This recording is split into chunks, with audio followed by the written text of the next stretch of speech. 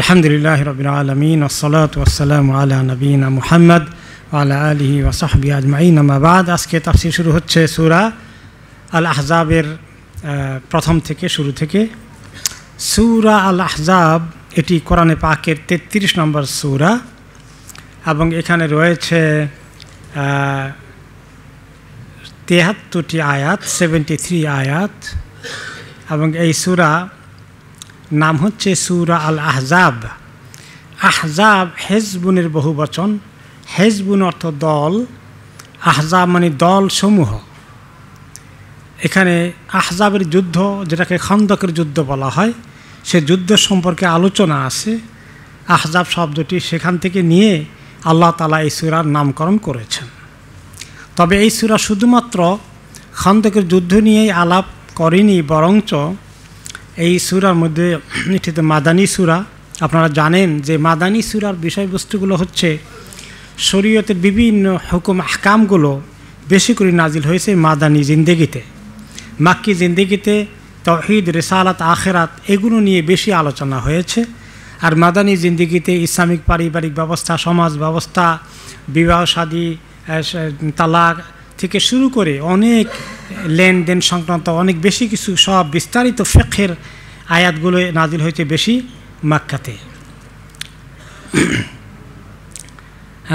এরপরে একটি বিশেষ বিষয় এই সূরাতে আলোচনা হয়েছে, সেটা হচ্ছে মক্কার জাহিলি সমাজে কাউকে পালক পুত্র হিসাবে নিলে আপন পুত্রের মতোই তাকে দেখা হতো, পালক পুত্র মনে করা হতো না, নিজের নামে তাকে দেওয়া হতো। বিস্তারিত আমরা আলোচনায় পরে বলবো, যেটা এই জাহিলিয়ত আমাদের সমাজে এখনও আছে, অথচ এটা উঠিয়ে দেওয়া হয়েছিল আরব সমাজে ইসলাম নাজিল হওয়ার পরে।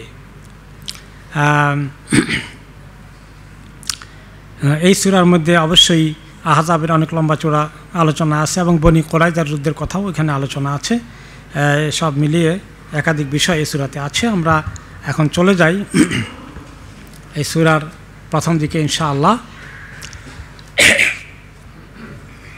আল্লাহ তাআলা শুরু করেছেন, ইয়া আইয়ুহান নাবিয়্যুত্তাকিল্লাহ, হে নবী আল্লাহকে ভয় করেন। সুবহানাল্লাহ, নবী কি আল্লাহকে ভয় করেন না? তাহলে ওনাকে ভয় করতে যদি আল্লাহ বলেন, আমাদেরকে আল্লাহ কি বলবেন? কি পরিমাণ ভয় করতে হবে? আসলে ওনাকে যত খেতাব করা হয়েছে, স্পেসিফিক 2-4টা বিষয় শুধু ওনার জন্য খাস, এছাড়া সমস্ত ওনাকে যে ওসিয়তগুলো করা হয়েছে ওনার মাধ্যমে উম্মতকে সবাইকে আমাদেরকে ওসিয়ত করা হয়েছে।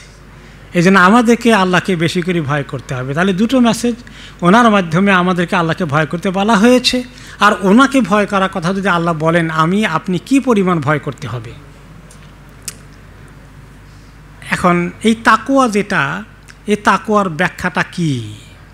ওকে, তাকওয়ার ব্যাখ্যাতে তালক ইবনে হাবিব রাহিমাহুল্লাহ তাকওয়ার একটা সুন্দর সংজ্ঞা দিয়েছেন, ব্যাখ্যা করেছেন। তিনি বলেছেন, আত-তাকওয়া আন তা'মালা বিতাআতিল্লাহ। তাকওয়া প্রথম শুরু হয় যে তুমি আল্লাহ তাআলার হুকুমগুলোকে, যেগুলো নির্দেশ করেছেন, সেগুলোকে মানার জন্য তুমি এক পায়ে খাড়া। আল্লাহ এবং তার রাসূলের নির্দেশগুলোকে তুমি পাওয়া মাত্র সেগুলোকে আমল করো। আর 2 নম্বর হচ্ছে আলা নূর মিনাল্লাহ, এই আল্লাহর হুকুম করে যে আমল করবে, আলা নূর মিনাল্লাহ, আল্লাহর কাছ থেকে পাওয়া নূরের মাধ্যমে। তো আল ঈমানু নূরুন আল কুফরু যুলুমাতুন। ঈমান যে আল্লাহ তাআলার সঙ্গে আছে, সত্যি যদি আল্লাহর প্রতি আমাদের ঈমান থাকে, আল্লাহকে ভয় করি, আল্লাহর হুকুমগুলো মানার জন্য আমাদের মধ্যে একটা চেতনা কাজ করে, এই চেতনাটা আল্লাহর পক্ষ থেকে দেওয়া একটা নূর, এবং এই নূরটা মানুষের মধ্যে আসে আল্লাহর পক্ষ থেকে। যখন আমরা সিনসিয়ারলি চেষ্টা করি, এলেম জানার চেষ্টা করি, আমল করার চেষ্টা করি, আমাদের মধ্যে ইখলাস আসে, যত বেশি আস্তে আস্তে নূরের পরিমাণ বাড়তে থাকে। আলা নূর মিনাল্লাহ তারজু সাওয়াব আল্লাহ।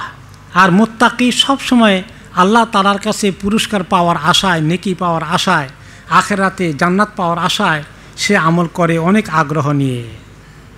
তাহলে আমরা যখন আমলগুলো করি, যে সেখানে আমাদের অনেক আশা আছে যে আল্লাহ তাআলা কবুল করে আমাকে অনেক বড় পুরস্কার দিবেন। আমল করতে অনেক সময় কষ্ট আছে, তাই না? কষ্ট আছে না? রোজা রাখতে অনেক কষ্ট হয়, দান খয়রাত দিতে মাল কমে যায় মনে হয় যেন, এটাও কষ্ট লাগে। আরেকজনে আপনাকে বকাবকি গালিগালাজ করে, আপনি সেটা উত্তর দিতে খুব মনে চায়, কিন্তু আপনি সবর করে ফেললে একটু কষ্ট হয়, মনে হয় যেন ঠকে গেলেন, পরাজিত হয়ে গেলেন, সে এক তরফা এক চেটিয়া লাভ করে গেলে মনে হয়, কিন্তু আসলে আপনার আশা থাকবে কি, লাভ তো আমি করছি, সে তো ক্ষতিগ্রস্ত হচ্ছে। তাহলে আল্লাহর কাছে পাওয়ার আমি আখেরাতে অনেক পাবো, সে পাবে না, সে ঠকবে, আমি জিতব। তো এই যে আশা আছে, এইটা যদি আমাদের মধ্যে মজবুত হয়, তাহলে আল্লাহ তাআলার এই হুকুম আমল করাটা কি হবে, সহজ হয়ে যাবে, কষ্ট কমে যাবে, কষ্টকে আমরা ধারণ করতে পারবো। এটা হলো আল্লাহর হুকুমগুলোকে পালন করার ক্ষেত্রে আমরা এক পায়ে দাঁড়িয়ে চেষ্টা করি, আমরা খুব আগ্রহ নিয়ে, উদ্দীপনা নিয়ে, বাধ্য হয়ে নয়, অন্তরের মধ্যে আগ্রহ উদ্দীপনা নিয়ে আমরা আমল করি। আর ওয়ান্তাত্রুকা মা আসিয়াতিল্লাহ, তারপর একটা জিনিস আল্লাহর হুকুম মানা, আরেকটা জিনিস হচ্ছে আল্লাহর নিষেধাজ্ঞা, হারাম, আল্লাহ এবং তাঁর রাসূল যেগুলো যেগুলো নিষেধ করেছেন সেগুলোকে বর্জন করা, সেগুলো থেকে দূরে থাকা। অনেক লোভ লালসা আছে, কিন্তু আলা নূর মিনাল্লাহ, সেখানে আল্লাহর পক্ষ থেকে আমাদেরকে নূর দিলে আমরা সক্ষম হব আল্লাহর হারাম থেকে, নিষেধাজ্ঞা থেকে দূরে থাকতে। আল্লাহ সাহায্য লাগবে, আগ্রহ করে এগিয়ে আসলে সে নূর আল্লাহ আমাদেরকে দেবেন, নূর, লাইট। এবং এই নূরটা আমাদেরকে হেল্প করে নেকির রাস্তায় চলতে আর গুনাহগুলো দেখে সাবধান হতে। এই নূর ঈমানের নূর, এবং এই আল্লাহ তাআলা এই নূর দরকার আমাদের সবার আছে। মনে আছে তো আরেকদিন বলেছিলাম যে আল্লাহর কাছে নূর চাওয়ার জন্য নবী করিম সাল্লাল্লাহু আলাইহি সাল্লাম খুব সুন্দর নূরের দোয়া করেছেন। যখন তিনি একটা হাদিসে যখন তিনি মসজিদে যেতেন, ওই দোয়াটা বেশি করে পড়তেন। ওকে, আল্লাহুম্মা জাআল ফি কলবি নূরা ওয়া ফি লিসানি নূরা। ওকে, আল্লাহ আমার অন্তরে নূর দেন, আমার জবানে নূর দেন। ওয়া ফি সামি নূরা ওয়া ফি বাসারি নূরা, আমার কানে নূর দেন, আমার চোখে নূর দেন। মিন খালফি নূরা, আমামি নূরা, আমার সামনে নূর দেন, পিছনে নূর দেন। ওয়ান ইয়ামিনি নূরা, ওয়ান শিমালি নূরা, ডানে নূর দেন, বামে নূর দেন।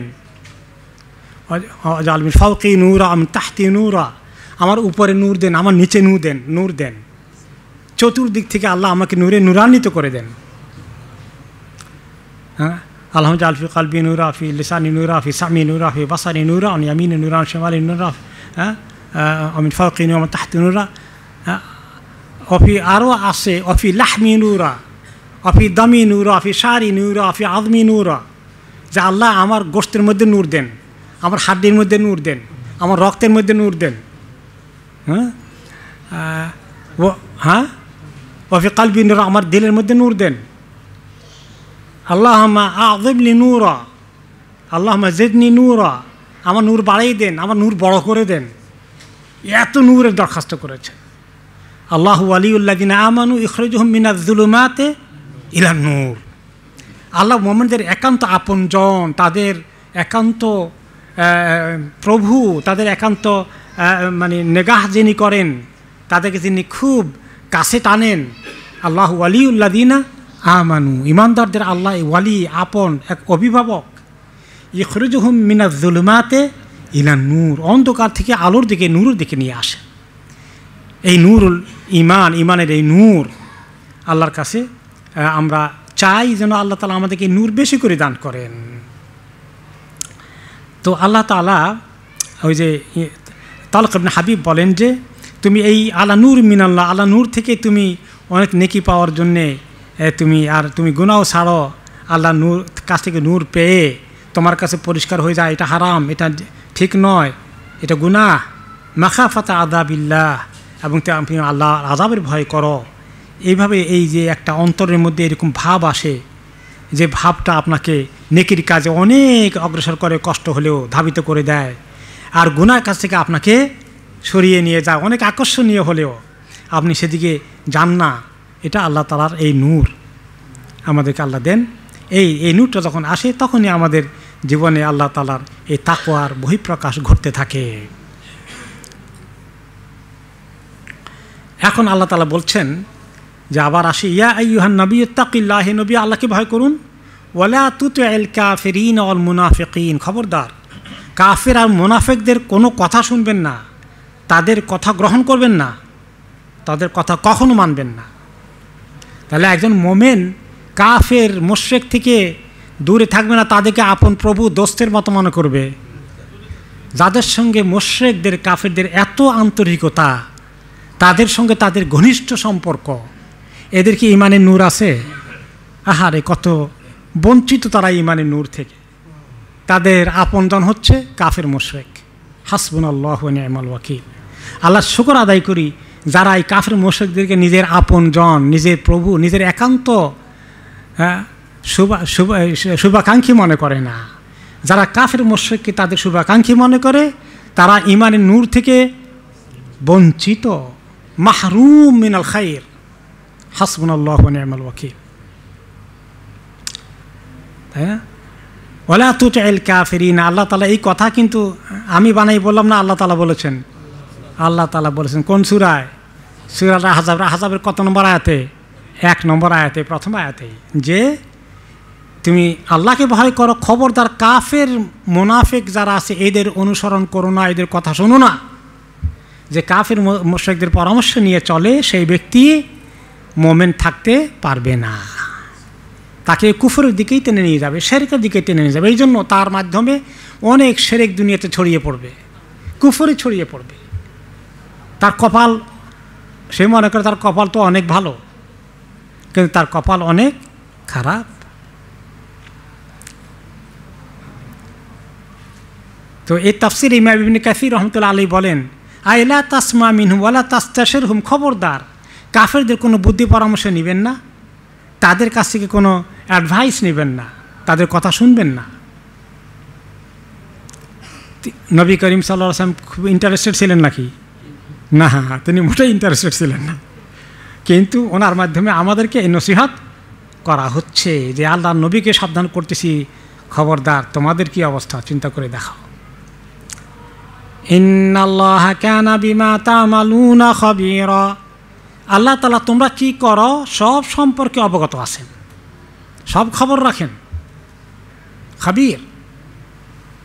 তোমাদের প্রত্যেকটি কথা, কাজ, চিন্তা, ভাবনা কার সম্পর্কে, আল্লাহর ভয় বেশি না কাফের মুশরিকদের ভয় বা তাদের কাছে আশা তোমার বেশি? ভয়ও কার, আশাও কার কাছে? সব আল্লাহর কাছে। কেউ যদি কোনো মাখলুককে ভয় করে, কোনো মাখলুকের উপরে অনেক আশা রাখে, বিশেষ করে সে মাখলুক যদি হয়ে যায় কাফের মুনাফিক, তাহলে তার অবস্থা আল্লাহর কাছে কি করুণ হবে, সে কিয়ামতের দিন বুঝবে, আজকে না বুঝলেও। ওয়া তাওয়াক্কাল আলাল্লাহ, ভরসা কার কাছে করতে হবে? আপনি খালি আল্লাহর উপর ভরসা করেন, কোনো মাখলুকের উপর না। কাফের বেদিন তো দূরের কথা, কোনো মুসলমানের উপরে ভরসা করবেন না। ভরসা কার কাছে? আল্লাহর কাছে। একমাত্র আল্লাহ আপনাকে উদ্ধার করতে পারে, একমাত্র আল্লাহ আপনাকে ডুবাতে পারেন। অত আইজ্জু মান তাশাউ ওয়া তুযিল্লু মান তাশাউ, সমস্ত ক্ষমতা আল্লাহ তাআলা। ওয়া কাফা বিল্লাহি ওয়াকিলা, আর আল্লাহ তাআলার কাছেই একমাত্র সাহায্য চাওয়া দরকার। তিনি একমাত্র ওয়াকিল, যার উপরে ভরসা করা যায়। আল্লাহর উপর ভরসা করলে আর কারো উপরে ভরসা লাগবে না, যথেষ্ট তিনি তোমাকে হেল্প করতে। হ্যাঁ, তো আল্লাহ তাআলার উপরেই একমাত্র ভরসা করা। তারপরে আল্লাহ তাআলা বলেন, তার আগে একটু রয়ে গেছে, ওয়ালা তুতি'ল কাফিরিন ওয়াল মুনাফিকিন, কাফের আর মুনাফিকদের অনুসরণ করবেন না। তারপরে কি আসছে? ইন্নাল্লাহা কানা আলিমান হাকিমা, আল্লাহ তাআলা সব জানতা, সব জানেন। যেটা দেখা যায়, যেটা দেখা যায় না, উপরে নিচে সমস্ত সৃষ্টিতে যা কিছু আছে, কার শক্তি কদ্দুর আছে, সব আল্লাহ জানেন। এবং সমস্ত জ্ঞান, ক্ষমতা, বুদ্ধি, অন্য কারো থেকে বুদ্ধি নিলে সেই বুদ্ধি কাজে লাগতেও পারে, সেই বুদ্ধি ডুবাতেও পারে। কিন্তু আল্লাহ তাআলা যে হাকিম, তার সঙ্গে যার সম্পর্ক আছে, আল্লাহ তাআলা তাকে গাইড করবেন এই বুদ্ধি দিয়ে, হিকমত দিয়ে।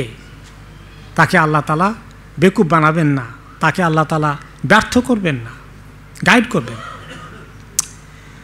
ওয়াত্তাবি' মা ইউহা ইলাইকা মির রাব্বিক, হে নবী আপনি অনুসরণ করুন যা আপনার কাছে ওয়াহি করা হয় আপনার রবের কাছ থেকে, যে ওয়াহি আসে শুধু এইটাকে অনুসরণ করেন। তো ওয়াহি কোনটা? ওয়াহি এটা কোন জিনিস, কোন তরিকায় আসে? ওয়াহি কি? ওয়াহি বলতে কি বোঝানো হয়েছে এখানে? কোরআন। কোরআন ওয়াহি। এখন শুধু কোরআন দিয়ে চলবে? সুন্নাহও তো লাগবে। তো আল্লাহ তাআলা বললেন যে শুধু ওয়াহি অনুসরণ করেন আর কোনোটা না, তাহলে শুধু কোরআন অনুসরণ করতে হবে। তো সুন্নাহ হাদিস কোথায় যাবে? হাদিসও ওয়াহি, হাদিসও কি? ওয়াহি। তাহলে পার্থক্য কি? কোরআন আর হাদিসে পার্থক্য আছে না? আছে। কোরআন ওয়াহি হলো যে এর শব্দগুলো প্রত্যেকটি অক্ষর আল্লাহর কাছ থেকে জিবরাইল আলাইহিস সালাম ওনাকে পৌঁছে দিয়েছেন। এটা একটা প্রক্রিয়া আছে। ওহী নাজিল হলে ওনার উপরে যখন আসে তখন ওনার বিভিন্ন সূরত হয়ে যায়, এগুলো আমরা তাফসীরে আলোচনা করেছি। যে ঠান্ডার দিনে ওনার শরীর থেকে ঘাম ঝরে ওহী নাজিল শেষ হয়ে গেলে। ওহীর এত চাপ কোরআন যখন নাজিল হয়। এক সাহাবীর উপরে যখন উনি পাশে বসা ছিলেন, ওনার উরু, সাহাবীর উরুর উপরে, কারণ ওহী আসলে উনি একটু বেহুশের হালাতে হয়ে যেতেন আর কি।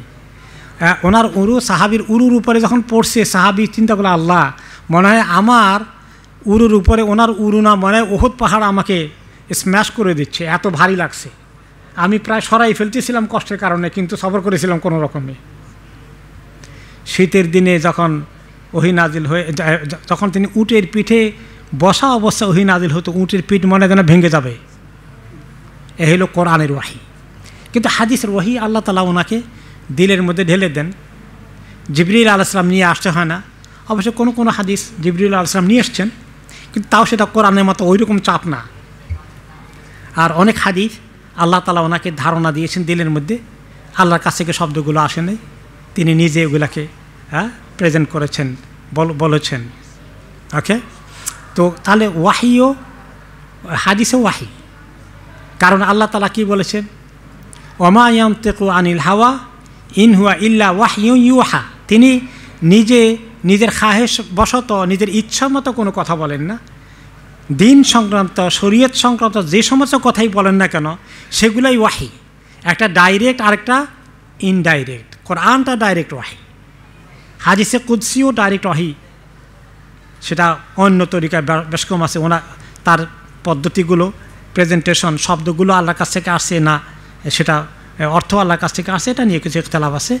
জেনারেলি হাদিস আর কোরআনে পার্থক্য আছে, দুইটাই ওয়াহি ইন দ্য এন্ড, যে দুটোটাই ওয়াহি, এই দুটাকে মানতে হবে। তাহলে ওয়াত্তাবি মা ইউহা ইলাইকা মির রাব্বিকা, আপনার কাছ থেকে, যে রবের কাছ থেকে আপনার কাছে যে ওয়াহি এসেছে, এখানে কোরআন এবং সুন্নাহ দুইটাই বোঝানো হয়েছে, কোরআন এবং হাদিস। এগুলাকে হুবহু অনুসরণ করেন। ইন্নাল্লাহা কানা বিমা তা'মালুনা খাবীরা, তোমরা যা কিছু করো নিশ্চয়ই আল্লাহ তাআলা সে সম্পর্কে খবর রাখেন। তাহলে আমাদের প্রতিটি কাজ, কথা আল্লাহ তাআলা খবর রাখেন। ওয়া তাওয়াক্কাল আলাল্লাহ, ভরসা একমাত্র আল্লাহর উপরে করুন। ওয়া কাফা বিল্লাহি ওয়াকিলা, এবং আল্লাহই একা যথেষ্ট, তার উপরে ভরসা করলে অন্য কারো উপরে ভরসা করা লাগবে না। এখন আমরা আসি যে আল্লাহ তাআলা যে বলছেন এখানে যে ইত্তাকিল্লাহা ওয়ালা তুতিল কাফিরিন, আল্লাহকে ভয় করেন, কাফেরদের কথা মানবেন না। তাহলে এখানে আমাদের মুসলমানদের জন্যে দ্বীনের বিষয়ে সব কিছুতে কথা, কাজ, এগুলো আল্লাহ এবং তার রাসূলের আল্লাহর কাছ থেকে ওহী পাওয়া নির্দেশিত পন্থায় হবে। এই ক্ষেত্রে নিজস্ব কোনো পদ্ধতি বের করে কেউ যদি আমল করে আল্লাহ এবং তার রাসূলের কাছ থেকে পাওয়া হিসাবে পড়ে না, সেগুলোর আলোকে হয় না, তাহলে সেটা আল্লাহর কাছে কবুল হবে? অনেক বেশি আমল করলেও, যদি আমলের পরিমাণ অনেক বেশি হয় কিন্তু কোনো এক জায়গায় মিস হয় আল্লাহ এবং তার রাসূলের তরিকা, সেটা কবুল হবে না। এই কথা আল্লাহ তাআলা সূরা মুলকে বলেছেন, তাবারাকাল্লাযী বিয়াদিহিল মুলকু ওয়া হুয়া আলা কুল্লি শাইইন কাদির, আল্লাযী খালাকাল মাউতা ওয়াল হায়াতা লিয়াবলুয়াকুম আইয়ুকুম আহসানু আমালা। এই যে আল্লাহ তাআলা মউত দিবেন, তার আগে হায়াত দিয়েছেন আমল করার জন্যে। আল্লাহ পরীক্ষা করে দেখবেন আইয়ুকুম আহসানু আমালা, কে সবচেয়ে সুন্দর আমল নিয়ে এসেছে। সুন্দর আমলের মধ্যে ইবাদত আছে, সুন্দর আমলের মধ্যে লেনদেন আছে, হ্যাঁ, সুন্দর আমলের মধ্যে আচার ব্যবহার আছে। এখন এই সুন্দর আমল আমি যদি অনেক সুন্দর করে আমল করি, মাইকের মধ্যে অনেকক্ষণ পর্যন্ত সবাইকে নিয়ে লম্বা দোয়া করতে থাকি, আমাদের কাছে খুব সুন্দর লাগে। কিন্তু নবী করিম সাল্লাল্লাহু আলাইহি সাল্লাম বিদায় হজ থেকে শুরু করে সব জায়গায় নামাজ পড়িয়ে সব জায়গায় সাহাবীদেরকে নিয়ে অনেক আল্লাহুম্মা আমিন এই তরিকা সবাই মিলে জামাতে দোয়া করছিলেন। তো আমাদের কাছে দোয়াটা তো খুব সুন্দর লাগে এই তরিকায়। এখন কি করা? এই আইয়ুকুম আহসানু আমলা, কে সুন্দর আমল করে, এই আয়াতের তাফসিরে ফুদাইল ইবনে আয়াদ রাহমাতুল্লাহ আলাইহি বলেছেন যে আখলাসুহু ওয়া আসওয়াবুহু, যে দুটো শর্ত এই আহসান শর্তের মধ্যে, সুন্দর আমলের মধ্যে দুটো ব্যাখ্যা আছে, দুটো দিক আছে। একটা হলো ইখলাস, আমি অনেক সুন্দর আমল করলাম কিন্তু আমার ইখলাস নাই, আল্লাহ মাফ করুন, এ আমল কবুল হবে? ইখলাস মানে কি? শুধু আল্লাহকে খুশি করার জন্য, আল্লাহ তাআলা কবুল করবেন, সবাই খুব বাহবা দিবে, মাশাআল্লাহ আপনি অনেক অনেক কিছু করে ফেলেছেন, আপনি মহান ব্যক্তিত্ব, নাউজুবিল্লাহ।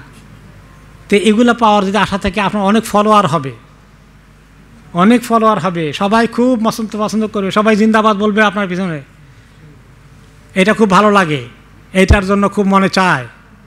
আল্লাহ মাফ করুন আমাদেরকে। এটা কি এইরকম কোনো ভালো আমল আল্লাহ কবুল করবেন? ইখলাসে কমতে হলে না। আর আমলটা সহি তরিকায় রাসূলুল্লাহ সাল্লাল্লাহু আলাইহি ওয়াসাল্লাম তরিকা মতো হলো কি না, এটা কি আল্লাহ চেক করে দেখবেন নাকি দেখবেন না?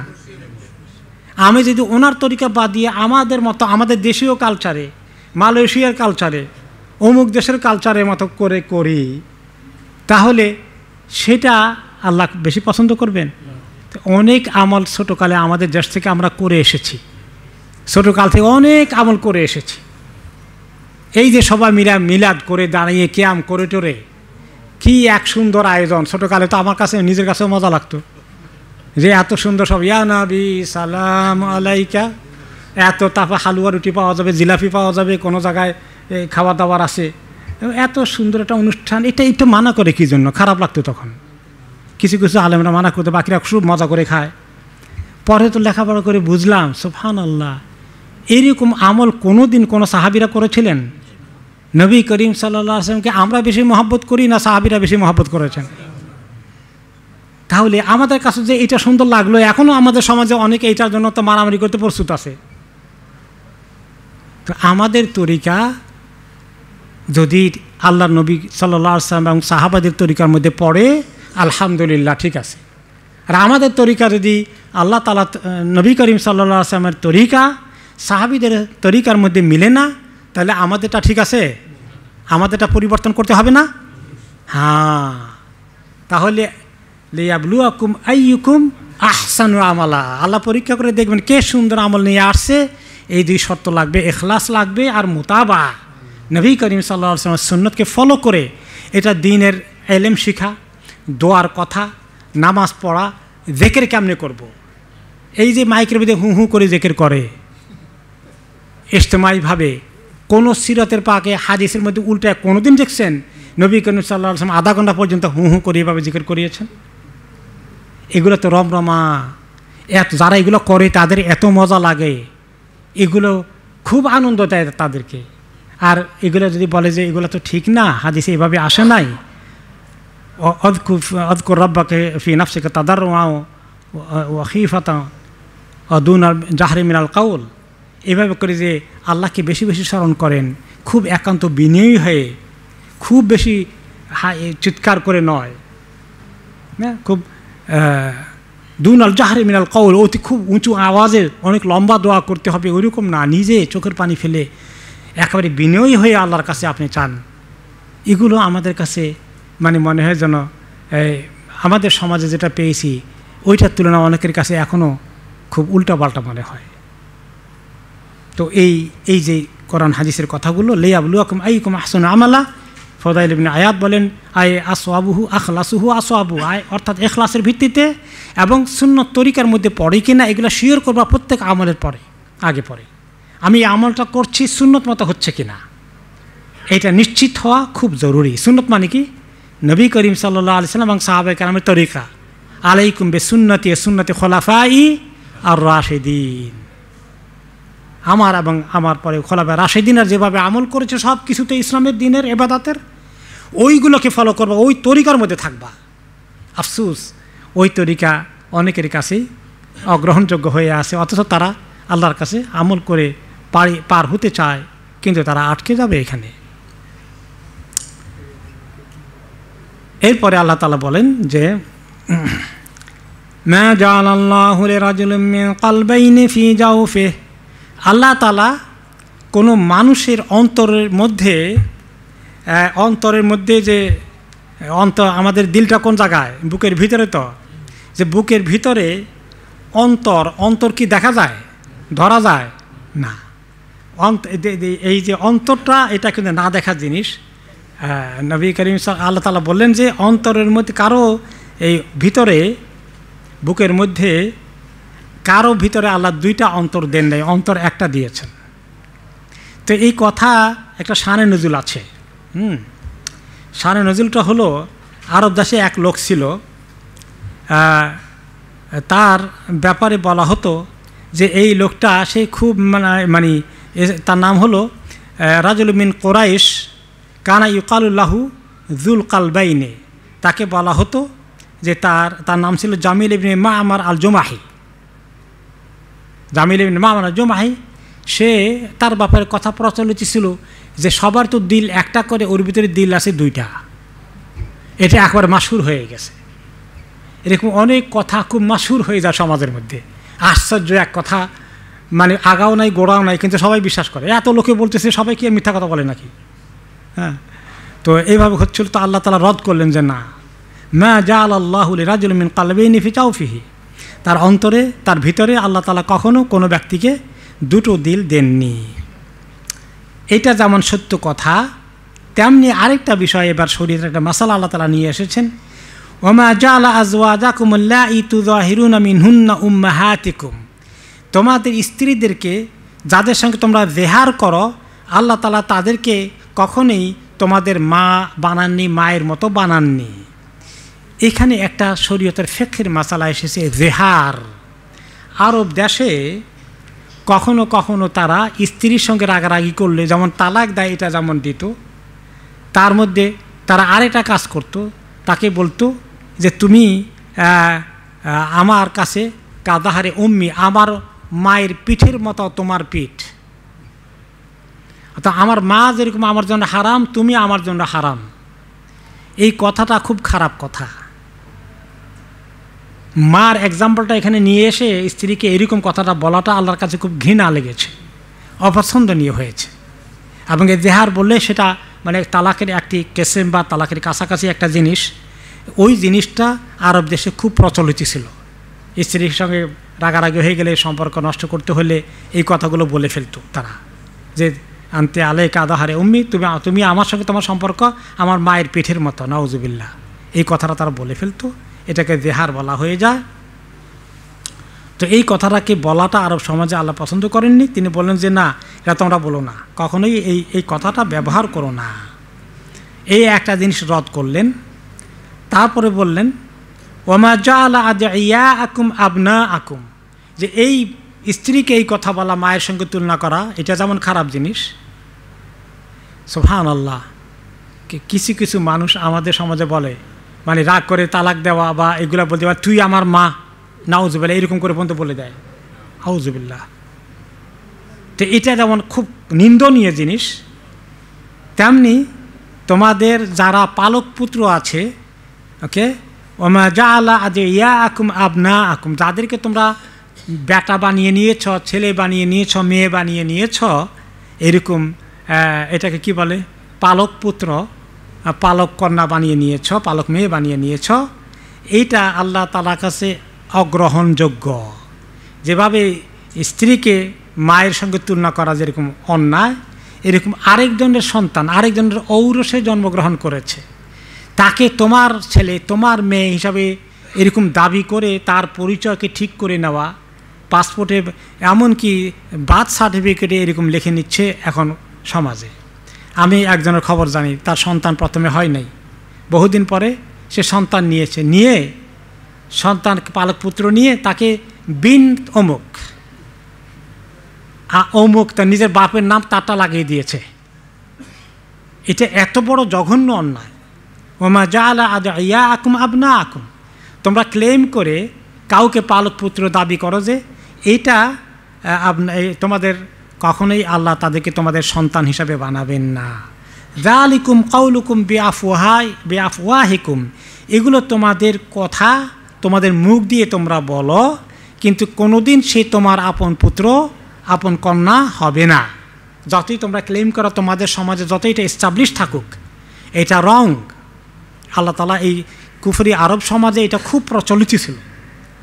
এমনকি পরে যে ঘটনা আসতেছে, যায়েদ রাদিয়াল্লাহু আনহু নবী করিম সাল্লাল্লাহু আলাইহি ওয়াসাল্লামের পালক পুত্র হিসেবে আরব দেশে ওনাকে, আরব দেশের সমাজের সবাই বলতো যায়েদ ইবনে মুহাম্মদ, একদম ওনার পরিচয় হয়ে গেছিল এটা।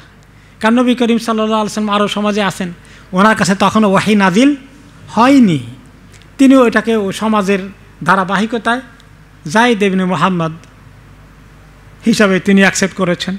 ওনাকে এভাবেই পালক পুত্র, ঠিক আপন পুত্রের মতোই তারা ব্যবহার করতেন বা সম্পর্ক সেভাবে এস্টাবলিশ করতেন। ওইটাই ওই আলোকে হয়েছিল। পরে আয়াত আসবে যে আল্লাহ তাআলা কীভাবে এটাকে রদ করছেন, তার জন্য আল্লাহ তাআলা একটি বড় কাজ করিয়েছেন। সেটা এক্সাম্পল আমরা আগামী সপ্তাহে শুনবো ইনশাআল্লাহ। যালিকুম কাউলুকুম বিআফওয়াহিকুম, এই যে তোমরা ছোটোকাল থেকে তাকে পালছি আমার নিজের সন্তানের মতোই, তো এই নিজের সন্তানের মতোই হলেই এটা নিজের সন্তান হয়ে যাবে না। স্টিল তার মৃত্যুর পরে এই সন্তান তার সরাসরি ওয়ারিশ হবে না। দুধ মা যদি দুধ খাওয়ায় মা পালক পুত্রকে, তাহলে দুধ সন্তান হবে, দুধ মা হবে, কিন্তু আপন সন্তান হবে না। মাহরাম হয়ে যাবে দুধ মা হয়ে গেলে, কিন্তু সে মিরাস পাবে না। এই পালক পুত্র মিরাসের ওয়ারিশ হবে না।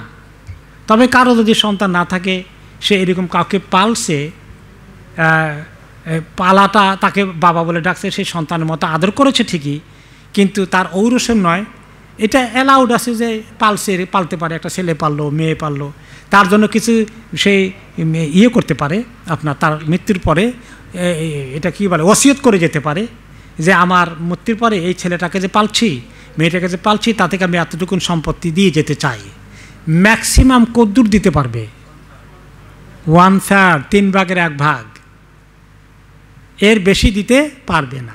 তার যদি আর কোনো ছেলে মেয়ে নাই, একটি ছেলে একটি মেয়ে একেই পালছিল, এখন মাত্র 3/1 পর্যন্ত ওসিয়ত করে তাকে দিতে পারবে, বাকি 3/2 কোথায় যাবে?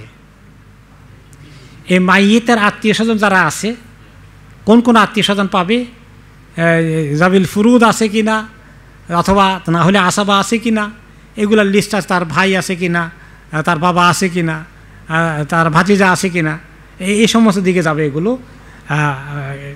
তার ওই পালক পুত্র পালক কন্যা মাত্র 3/1 অধিকারী হবে। এর কেউ যদি হেরফের করে তাহলে কি হবে? অনেক বড় কবিরা গুনাহ, অনেক বড় কবিরা গুনাহ। আখিরাতে এর জন্য বিশাল ভোগান্তি দেওয়া লাগবে। যাই হোক, তো আল্লাহ তাআলা বলছেন যে যালিকুম কাউলুকুম বিআফওয়াহিকুম, এই কথাগুলো তোমরা যে বলো আপন ছেলে আপন মেয়ে মতো করে বানিয়ে নাও পুত্রকে, পালক পুত্রকে, পালক কন্যাকে, এগুলো তোমাদের মুখের কথা, আল্লাহর কাছে এগুলো ধরতে হবে না, আল্লাহর হিসাবে এগুলো মিলবে না। আল্লাহু ইয়াকুলুল হাক্কা ওয়া হুয়া ইয়াহদিস সাবিল, আল্লাহ তাআলা সবসময় হক কথা বলেন তোমাদেরকে, এবং তিনি তোমাদেরকে সঠিক রাস্তার দিকে গাইড করেন, হেদায়েতের দিকে। কোনটা তোমাদের জন্য রাইট, আমরা কি বুঝি? আমাদের কাছে আজকে যারা আমাদের সমাজে পালক পুত্র পালক কন্যা বানিয়ে নিয়েছে, তার ছেলে মেয়ে নাই, এটাকে মনে করছে একমাত্র উত্তরাধিকারী হবে। দিন তো জানে নাই, মাসালা তো শিখে নাই। এখন এই মাসালা আপনি বললে কহিয়া আল্লাহ কি কয়, আমরা তো তাকে ছেলে মনে করছি, মেয়ে মনে করি, তাদের কাছে এটা মানে যেন গ্রহণযোগ্য নয়, এরকম হবে। আল্লাহ বলছেন নো, আল্লাহু ইয়াকুলুল হক, সত্যিকার হক আসল জিনিস কার জানা আছে? আল্লাহ তাআলা, তিনি বলছেন সেটা। ওয়া হুয়া ইয়াহদিস সাবিল, তিনি যে কথা বলছেন এটা গ্রহণ করো, এবং এইটা যদি গ্রহণ করতে পারে কেউ, তাকে আল্লাহ তার রাস্তার দিকে হেদায়েত দিবেন। আর যেটা গ্রহণ করতে পারে না, তার মনে শুধু আপত্তি আসে, সে হেদায়েত থেকে বঞ্চিত হয়ে যাবে। এখন তারপরে আয়াতে আসে আল্লাহ তাআলা বলছে যে উদউহুম লিআবাইহিম হুয়া আকসাতু ইনদাল্লাহ, যে তোমাদের সন্তানদেরকে তোমরা তাদের বাপের নামে ডাকবা। এখন আপনি কোনো ব্যক্তি, কোনো সমাজ, যিনি আমার তাফসীর শুনছেন, কেউ যদি এরকম পালক পুত্র পালক কন্যা এনে থাকেন, তাহলে আপনি বলবেন না যে আপনার নাম হচ্ছে আব্দুল্লাহ আর ছেলেকে আনছেন তার নাম হলো আহমদ। আপনি লিখতে পারবেন না আহমদ ইবনে আব্দুল্লাহ, লিখতে পারবেন না। এবং এর পালক পুত্র এবং তার আপন বাবাকে, বায়োলজিক্যাল ফাদারকে, এটা তাকে জানাতে হবে। বড় হয়ে গেলে, দেখো বাবা, তোমাকে আমরা পালছি, তো তুমি আমাদের অনেক আদরের কলিজার টুকরা, কিন্তু তোমাকে একটা কথা কোরআন যেটা আল্লাহ বলে দিয়েছেন সেটা বলে যেতে হবে, তুমি আমাদের ঔরসে আসা সন্তান নয়, তোমার বাপ ছিল অমুক। তার বাপের পরিচয় চিরদিনের জন্য যেন হারিয়ে না যায়। এটা তার জন্য বিরাট মাহরুম হয়ে যাবে সে। হতে পারে আপনি অনেক লোকের বাচ্চা পালার তৌফিক নাই, আপনি মেহরবানি করেছেন, পালছেন, আপনি অনেক সওয়াব পেয়ে যাবেন। তাকে দিন শিখিয়েছেন, আদব শিখিয়েছেন, ভালো আমল শিখিয়েছেন, এটা সে আপনার কাছেই থাকবে, তাদের ওখানে যাচ্ছে না, তারাও এটা যেন আফসোস করছে না। কিন্তু পরিচয়টা যেন মুছে না যায় কার ঔরস থেকে এসেছে। এবং সে আপনার এখানে থাকলেও তার আপন মা বাবার ওয়ারিশ সে হয়ে যাবে, সেটা তাতে ওনারা কেড়ে নিতে পারবেন না।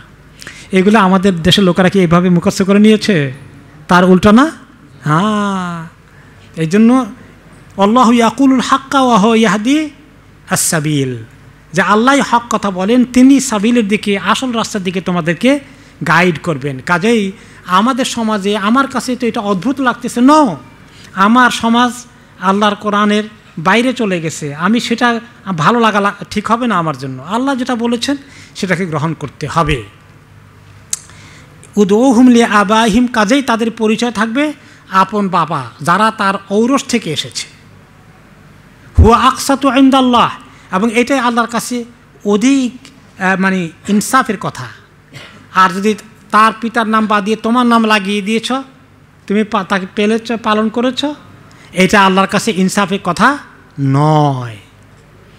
এখন এখানে আরেকটি মাসালা আমরা শিখি যে ফাইন লাম তা'লামু আবাআহুম ফা ইখওয়ানুকুম ফিদ্দীন ওয়া মাওয়ালিকুম। এখন তার বাবা যদি ঠিকানা জানা না থাকে, বন্যায় ভেসে গেছে, সব মা বাবা মরে গেছে, একটা বাচ্চাকে পাওয়া গেছে। আমি সিলেটে 3 বছর আগে না কয় বছর আগে সাংঘাতিক বন্যা হলো, নিউজ পেপারে পড়লাম একটা পরিবার পরিপূর্ণভাবে ধ্বংস হয়ে গেছে, মরে গেছে।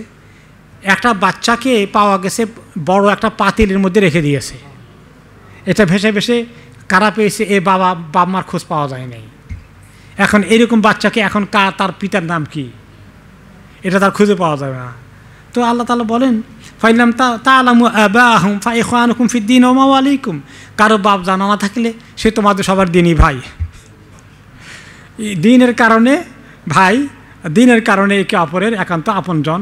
তুমি খেদমত করো, তাকে গ্রহণ করো, পরিবারে নিয়ে লালন পালন করো, কিন্তু বাবার পরিচয় দিতে পারবা না।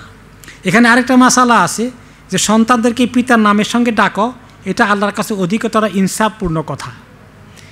এখানে আরেকটা ইঙ্গিত পাওয়া যায় যে আপনার সন্তানদেরকে আপনার নামের সঙ্গে মিলিয়ে রাখবেন, আইদার ফ্যামিলি নেম অথবা আপনার ফার্স্ট নেম। যেমন আপনার নাম হচ্ছে আহমদ, তাই না? আর সন্তানের নাম হচ্ছে মনে করেন যে জাইদ,